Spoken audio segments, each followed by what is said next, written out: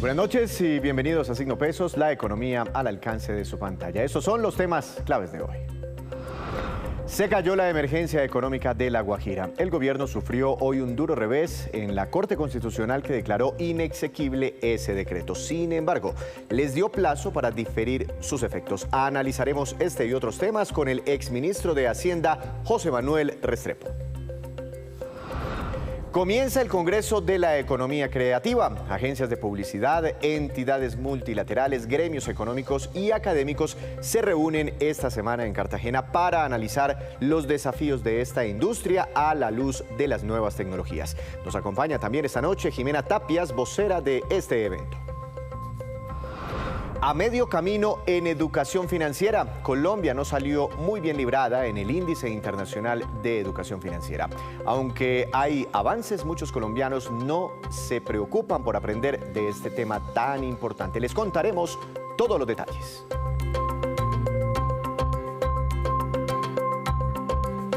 Comenzamos esta emisión de Signo Pesos hablando de varias noticias de primer orden que se produjeron hoy en Colombia, arrancando esta semana, arrancando este mes. La principal de todas, la declaratoria de inexequibilidad de la emergencia económica que el gobierno decretó a comienzos de julio para el departamento de La Guajira. Para analizar todos estos temas, quiero saludar al exministro de Hacienda y actual rector de la Universidad EIA, José Manuel Restrepo. Doctor Restrepo, buenas noches, bienvenido a Signo Pesos. Creo que también lo vi entre los rectores más influyentes en este momento en el país. Gracias por acompañarnos. Muchas gracias, Víctor. Un saludo muy especial a usted, un saludo también muy especial a todos los televidentes de Signo Pesos. Maravilloso estar aquí siempre y muchas gracias por su mensaje. Felicitaciones, doctor Restrepo. Bueno, ¿cuál cree usted que fue el principal error que cometió el gobierno nacional para que su emergencia económica no tuviera éxito ante la Corte Constitucional? Pues hay que esperar al digamos, comunicado final, al desarrollo del comunicado que expide la Corte Constitucional. Sin embargo, da la sensación de que se dio lo que se había anunciado de tiempo atrás, que como tal no existía un hecho sobreviniente o excepcional para haber decretado una emergencia económica y social. Y que eventualmente muchos de los artículos, acuérdese que son 12 que se derivan de este artículo madre, muchos de esos decretos no tienen relación directa con el asunto central que la Corte ve quizá como un tema que tiene que ser abordado. La Corte señaló o concedió los efectos diferidos para todo lo relacionado con la amenaza de agravamiento de esa crisis humanitaria por menos disponibilidad de agua, pero solamente eso. Entonces hay una cantidad de decretos que no tienen mucha relación con esto. Por ejemplo, reactivación del turismo, por ejemplo, el tema de recuperar las harinas de Manaure, entre otros temas. Y también dijo la Corte, y es muy importante, en invitar al Congreso de la República a avanzar lo más rápidamente posible en enfrentar la crisis estructural, lo que significa que la Corte evidentemente reconoce que hay una crisis, como todos los colombianos reconocemos que hay una crisis, pero que de pronto el instrumento más apropiado para enfrentarla no era la emergencia económica. El Congreso, ¿qué tiene que hacer ahora? Asignar recursos y fortalecer instituciones para el tema del cambio climático. Pero como tal, el decreto madre de la emergencia económica realmente se cae. Estos temas constitucionales son bastante complejos de entender. Si hay un decreto madre que fue el que se cayó, ¿los 12 decreticos chiquitos hijos también se caen por consecuencia? Creería uno que sí, pero ahí es donde hay que esperar al documento final de la Corte Constitucional, que es más detallado, donde aparecen ya los salvamentos de voto y toda la discusión que tuvo la Corte. Pero claramente, cuando uno lee este comunicado de la Corte, lo que está indicando es que se declara inexequible el decreto madre y que solamente se difieren los efectos de aquellos asuntos relacionados con esa amenaza de agravamiento por la crisis humanitaria por menor disponibilidad de agua, lo que significa que algunos de los decretos que tengan relación con esa menor disponibilidad de agua y su efecto en crisis humanitaria, pues seguramente continuarán. Pero es que la mayoría de los decretos no tienen que ver con ese asunto. Hay muchos sobre temas, por ejemplo, de educación, un tema de una universidad Guayú, un tema relacionado con las harinas de Manaure, otro tema relacionado con el turismo, otro tema relacionado con energía. O sea, hay una cantidad de temas que no tienen realmente directa relación con el tema de disponibilidad de agua. Pero ese tema de la energía, porque muchas personas me preguntaban hoy, ya me empezaron a cobrar los 1.000 pesitos de la tarifa de energía para ayudarles a los colombianos de La Guajira. ¿Eso se cae o los colombianos, no sé si usted sepa o qué infiere de la decisión de hoy de la Corte Constitucional, o esos colombianos tienen que seguir pagando los 1.000 pesitos mensuales y bueno, el sector comercial e industrial pues tiene que hacer un aporte un poquito mayor? Ahí estamos en una duda muy grande, porque alguien podría decir, parte de esa plática es para atender el tema de la crisis humanitaria derivado de la disponibilidad del agua, pero alguien podría decir qué tiene que ver esa tarifa que se estableció o ese decreto que tuvo como decisión algunos asuntos relacionados con el sector energético. Yo creo que ahí hay muchas dudas y el problema es que se supone que la aplicación de lo que ha señalado la Corte Constitucional arranca desde el comunicado. Me parece que ahí va a ser necesario seguramente una aclaración en la decisión de la Corte. Claro. Doctor Restrepo, hubo una reacción hoy del actual ministro de Hacienda, el doctor Ricardo Bonilla. Permítame un segundo, la miramos con nuestros televidentes y ya le hago una pregunta al respecto. Veamos lo que dice el hoy jefe de la Cartera Económica de Colombia. Respetamos las decisiones de la Corte Constitucional. Por supuesto, la situación de La Guajira sigue siendo crítica y de emergencia. Importante que hayan dejado seguir adelante el tema del agua, que es finalmente el tema crucial y más urgente de resolver. ¿Ya habían temas de recursos para este decreto? ¿Cómo se piensa manejar esto con el reversazo? No, lo que creado, que es la empresa del agua, sigue adelante. Y de lo que se trata es de empezar a diseñar cómo se construye el acueducto de La Guajira, que hoy no tiene, y que lo que se está haciendo es todo con pozos. Doctor Restrepo, bueno, para implementar todas estas medidas, entonces, ¿qué debe hacer el gobierno nacional? ¿Debe llevar proyectos separados al Congreso de la República para que sean aprobados? Por un lado sí, pero por el otro, de todas maneras, algunos de los decretos pueden tener vigencia y ahí es donde de nuevo aparece una interpretación sobre un comunicado de la Corte. Le voy a poner un ejemplo. Hay uno de esos decretos, si mal no recuerdo, el 1250, que hace referencia a recursos del Ministerio de Vivienda para financiar el acceso al agua y al saneamiento básico. Yo personalmente creo que ese decreto pues seguramente continuará. Dependeremos pues de la interpretación que haga al final la Corte y el documento final. Por ejemplo, hay otro que habla de focalizar recursos del Sistema General de Regalías para estos propósitos relacionados con el impacto en la crisis humanitaria derivado de la menor disponibilidad del agua. Puede que parte de esos artículos existan allí. Luego, eventualmente, ahí hay recursos para este propósito. Los que no estén allí, que hacen referencia a lo que la Corte llama la crisis estructural de La Guajira, pues como dice la Corte, se va a dar un tiempo, se hace una invitación a que el Congreso de la República, de la mano del gobierno, avance en la asignación de recursos. Y yo creo que lo puede hacer sobre la base del presupuesto que tiene actualmente la Nación. Doctor Restrepo, le quiero cambiar el tema porque otra noticia, una segunda noticia muy importante hoy para los colombianos. Ya desde hace un año venimos acostumbrados a que arrancando el mes o finalizando el mes anterior nos anuncian un nuevo incremento en el precio de la gasolina y por eso a muchos los toma por sorpresa, doctor Restrepo, no sé si a usted, que el gobierno toma la decisión de por lo menos en octubre mantener congelados los precios de los combustibles. Ya teníamos un mensaje, una trayectoria. Yo he visto a usted en algunos comentarios en redes sociales aplaudiendo esta decisión dura para el gobierno nacional, pero responsable fiscalmente. Cuando usted se entera hoy de que hay como un congelamiento, ¿qué opina, doctor Restrepo?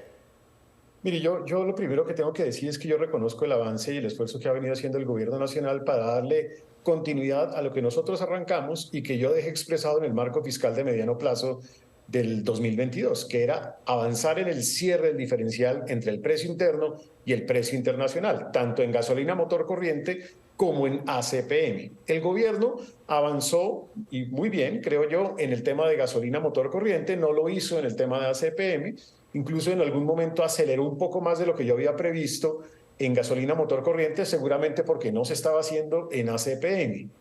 En el marco fiscal yo también dije, hay que ir haciendo esto acompasado de cómo se comporta la inflación. Y la verdad, Víctor, es que el último dato de inflación, la desaceleración la caída en la inflación anualizada, pues se dio de manera menos acelerada de lo que se tenía previsto. Entonces yo creo que también el gobierno tiene una preocupación genuina en que se le genere un rebote ahora en inflación anualizada y de pronto toma la decisión para tener más prudencia de cómo se comportan los precios en el próximo mes para después tomar la decisión de nuevo.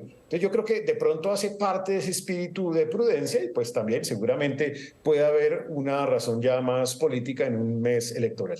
Ya le voy a hacer una pregunta sobre eso, porque primero quiero que usted vea conmigo otra vez al ministro Bonilla, porque no mencionó ninguna de estas dos razones. De pronto el impacto sobre la inflación o si tiene que ver esto con aspectos políticos. Él habla de un tema sobre la metodología para hacerle la compensación de estos incrementos a los taxistas y por eso trancaron los incrementos. Veamos y ya vuelvo con su análisis. El precio de la gasolina y del diésel en el mes de octubre se va a quedar estable. En razón a que en el proceso de concertación de una compensación con el gremio de taxistas hemos encontrado un cuello de botella importante que nos impide seguir adelante, y es que son aproximadamente 300.000 taxistas y solo se han inscrito en la plataforma 40.000. Entonces, no sabemos a quiénes le va a llegar la compensación ni a dónde. Por esa razón, la resolución de precio de incremento de la gasolina en el mes de octubre la vamos a congelar y la vamos a dejar quieta. Queremos resolver primero el tema de la compensación.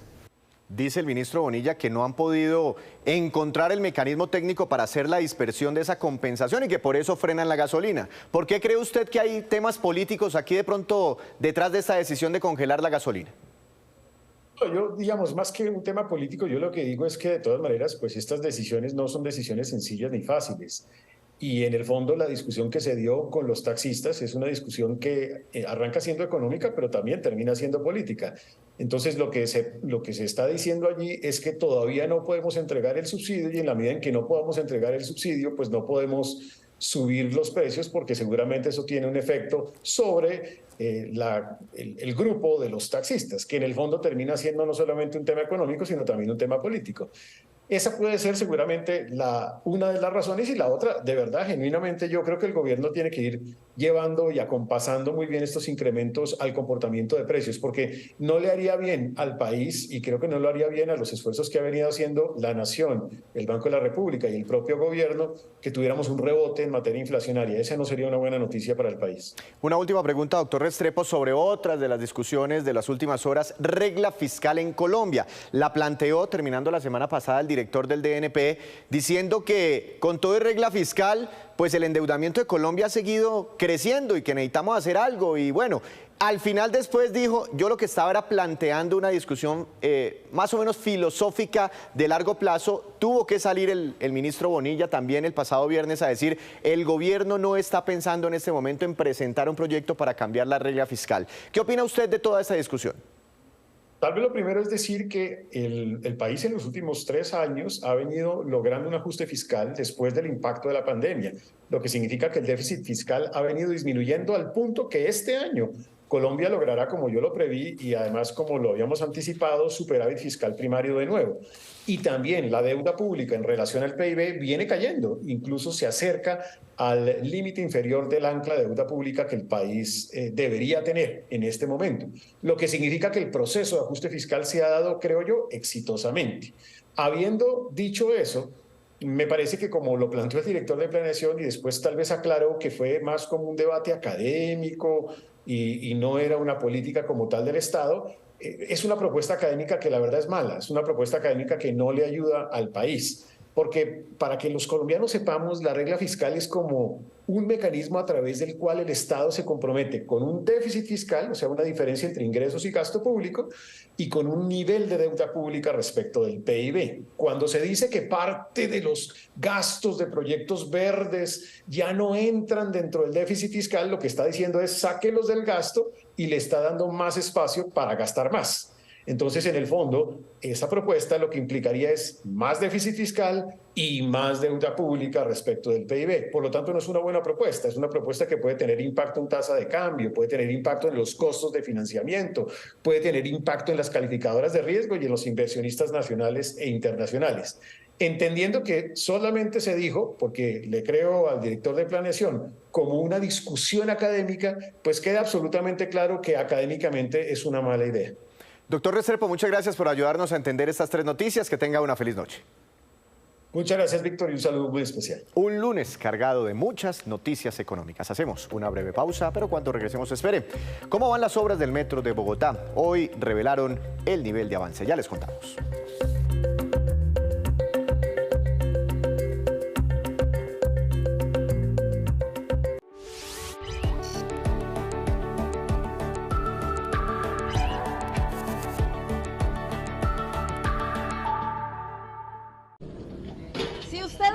hace esto tenga mucho cuidado, porque ahora la policía se va a subir al bus a pedirle la tarjeta con la que usted supuestamente pagó su pasaje. Lo que hace el funcionario de Transmilenio es pedirle la tarjeta al pasajero y validar si pagó o no pagó el pasaje, como en este caso que aparece la fecha y la hora en la que ese ciudadano pagó el pasaje. Y si la persona se descubre que no pagó el pasaje, como en este caso, pues tiene que descender del vehículo y le ponen un comparendo. Recuerde que el comparendo cuesta 50 veces más que lo que vale un pasaje.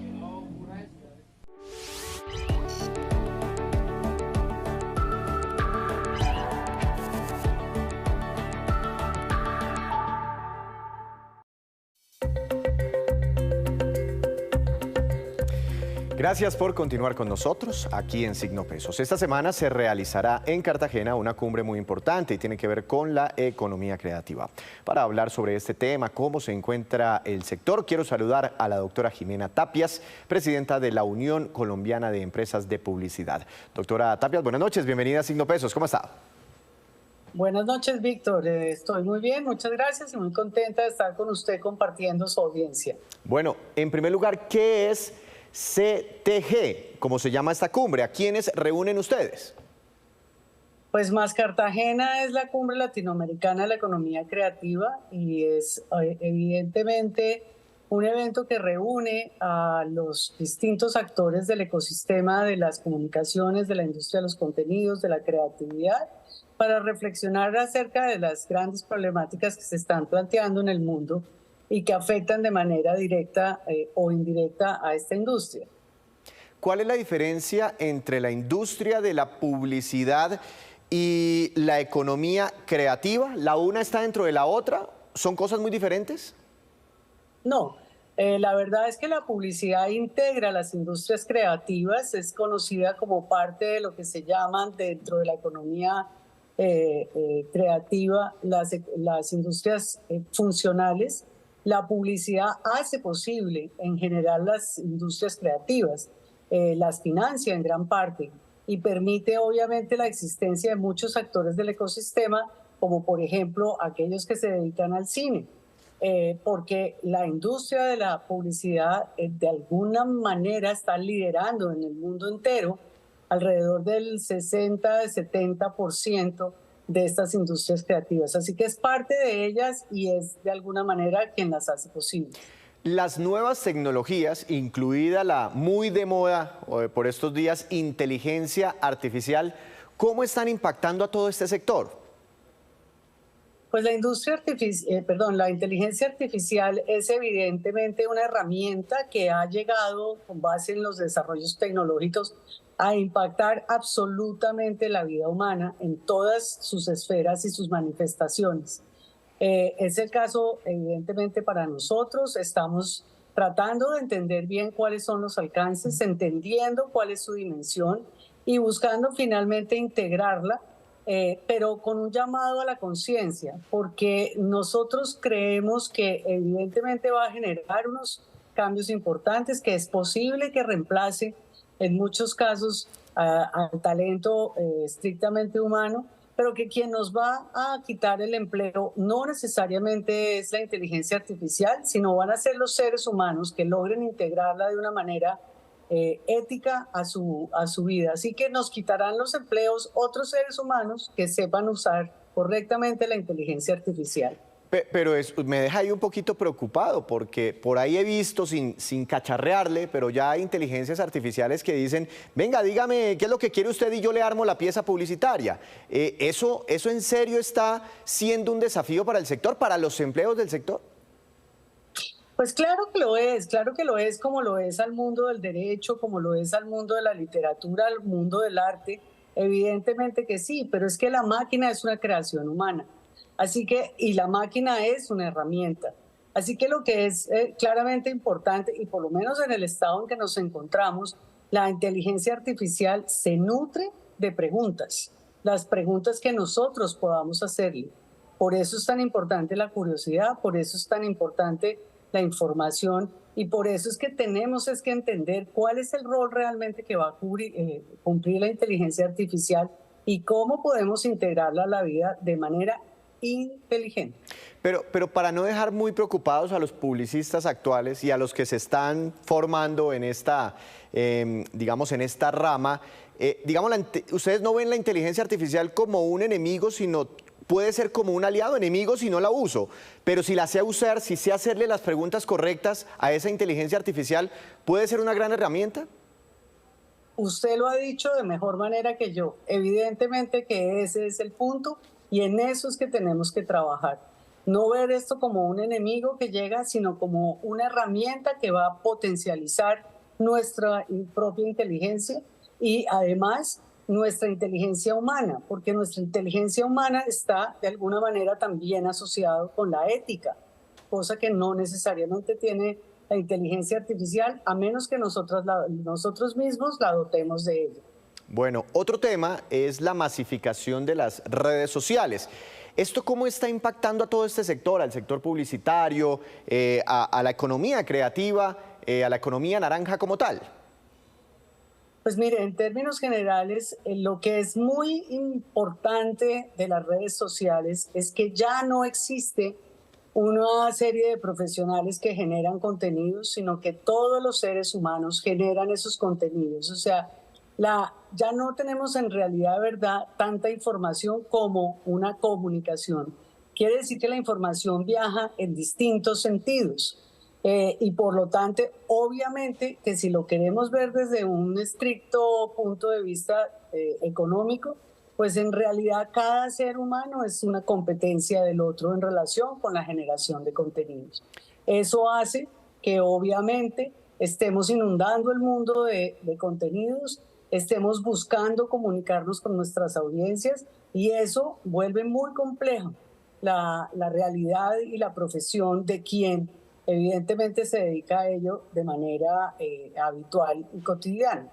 Pero pues es parte de lo que está pasando. Yo creo que estamos tratando todos de adecuarnos a las transformaciones y a los cambios que vienen, no resistiendo a ellas. Y entonces creo que de eso se trata en gran parte Más Cartagena, es de ir entregando justamente puntos de vista que no verdades absolutas, para que las personas que tienen curiosidad, que tienen preguntas, empiecen a encontrar una luz y una respuesta y que cada uno integre a su vida como considera que puede hacerlo mejor. ¿Cómo se ha reconfigurado los ingresos por publicidad o el gasto de las empresas en publicidad en medio de este auge de las redes sociales? ¿Qué tanto han venido mordiendo las redes sociales y qué tanta participación de pronto han venido perdiendo medios tradicionales como la prensa, no sé, la radio, inclusive la televisión? Pues mire, básicamente lo que quisiera decirle con mucha certeza es que las cifras informan ya sobre el hecho de que la participación de los temas publicitarios en la parte digital ha aumentado del 25%. Evidentemente que en un mundo en el que no han venido creciendo tampoco las cifras de inversión publicitaria, pues ese 25% ha venido afectando a otros sectores, a medios tradicionales, pero si en el fondo miramos qué está pasando, todos en búsqueda de la sostenibilidad han venido digitalizándose y han venido adecuándose a estas nuevas realidades. Yo creo que estamos en medio, digamos, de los impactos y de las ondas propias de un temblor, que son estos cambios, pero creo que todos y cada uno están buscando la forma de más que de sobrevivir, de hacerse sostenibles en el tiempo, adecuándose a estas nuevas plataformas, a estos nuevos vehículos de comunicación. Y creo que cada uno encontrará su nicho y su forma, obviamente, de llegar a establecer un diálogo con sus propias audiencias. Las disrupciones, ¿no? Que prácticamente de manera obligada llega en cierto momento a cualquier sector de la economía, a nuestras vidas. ¿Ustedes tienen cifras de pronto en plata, en dinero, cuánto se mueve en Colombia en publicidad? Mire, en este momento yo no quiero comprometerme con cifras, no es el momento, digamos, de cerrar cifras, pero sí le puedo decir que la semana pasada tuvimos la información ya oficial que otorga el DANE, digamos que entrega el DANE, sobre la participación de las industrias creativas en el Producto Interno Bruto y es de alrededor del 3.5%, que si usted ve es, por ejemplo, un aporte mucho más grande que lo que hace el carbón o el café.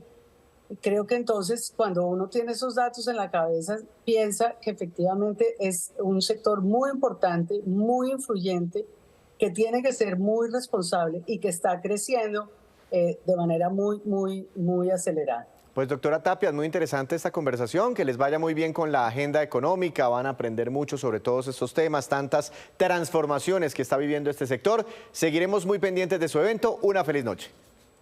Muchas gracias a usted. En la ciudad de Cartagena. Es hora de realizar una segunda pausa y en breve les contaremos el ranking de los países que más producen diamantes en el mundo. Ya volvemos.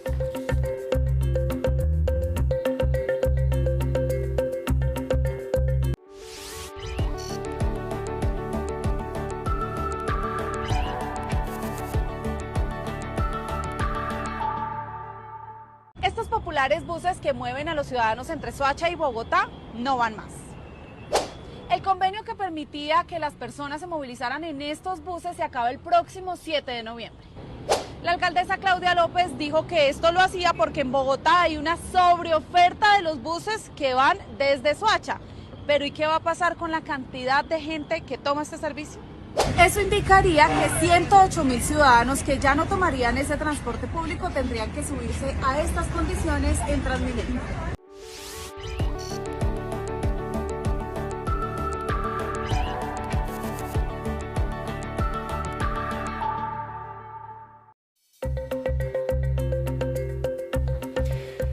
Regresamos, volvemos a Signo Pesos. Gracias por continuar con nosotros y volvemos con esta, que es la cifra económica del día. 25% y corresponde al nivel del avance en la ejecución de las obras de la primera línea del Metro de Bogotá, según reveló hoy la alcaldesa Claudia López. Además aseguró que avanza también a buen ritmo el proceso de licitación de la segunda línea del metro subterráneo que irá hasta las localidades de Engativá y de Suba. De acuerdo con CAF, Banco de Desarrollo de América Latina, Colombia no sale bien librada en materia de educación financiera. Aun cuando hay avances, nuestro país obtuvo una calificación de 12,5 puntos de un máximo de 21. Estamos ahí como en la mitad. Expertos aseguran que falta cultivar hábitos financieros como, por ejemplo, ahorrar e invertir. Veamos. Aunque los expertos dicen que ahora las personas tienen más acceso a productos financieros y a más educación financiera, estudios recientes revelan las bajas competencias financieras en los colombianos. Cuando la persona crece, no tiene una valoración del dinero, no entiende la importancia de ahorrar para el futuro, por ejemplo, todo el tema de pensiones, el manejo de seguridad social. Una labor que no debería recaer en un solo agente, sino en general como sociedad deberíamos ir avanzando en ese aspecto y ojalá desde muy temprana edad. Y esto también se traduce en un problema para el país. Intentemos endeudarnos más, lo que hace también que el país se endeude más por esa falta de la cultura y que nos volvamos un país que está buscando subsidiar todo. Los ciudadanos aseguran que es un tema al que no se le da prioridad y por eso las diferentes consecuencias.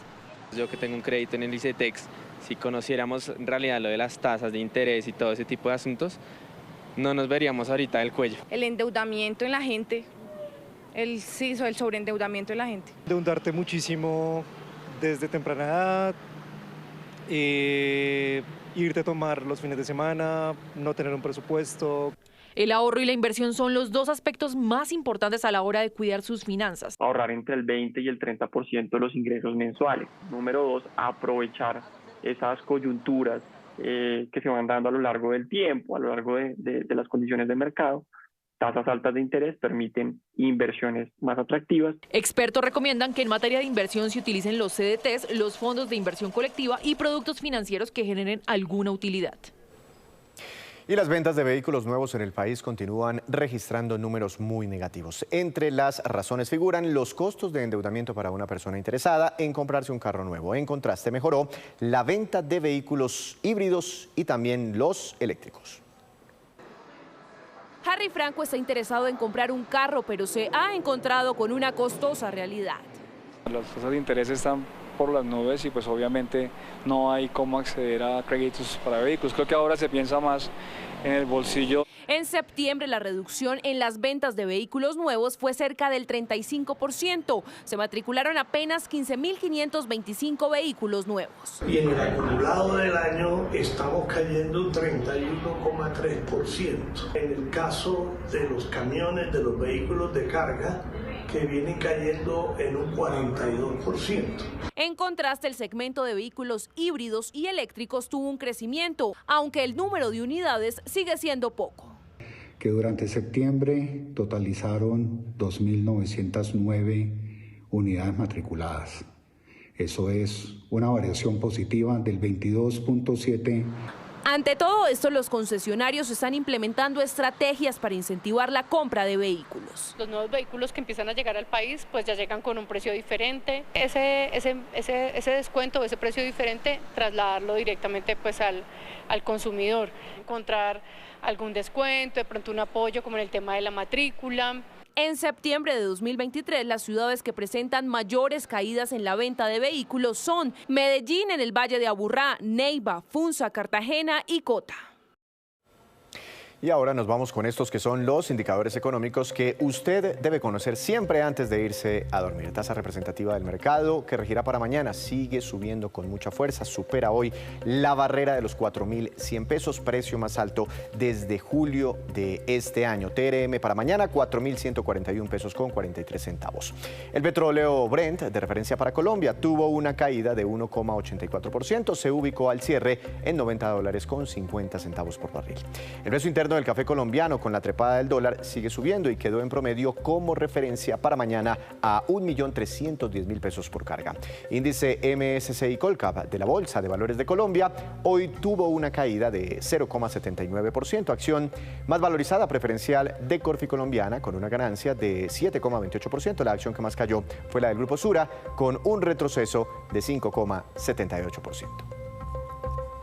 Antes de despedirnos, los quiero dejar con este dato. El siguiente es el ranking de los países que más producen diamantes en el mundo. La medición se hizo con base en el valor de su producción en el año 2022. Primero, Botswana, 4.975 millones de dólares. Segundo, Rusia, 3.533 millones. Tercero, Angola, 1.965 millones.